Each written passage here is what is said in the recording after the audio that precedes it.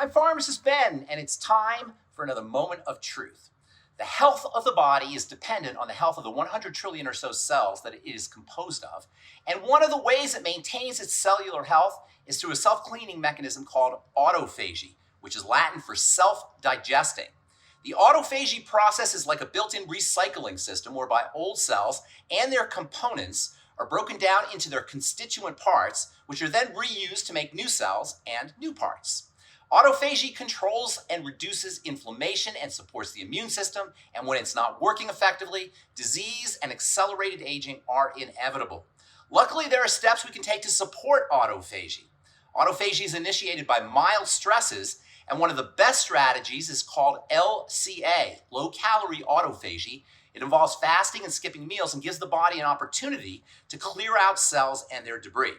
LCA is especially important for helping the body fight cancer, and it can also improve the effects of chemotherapy.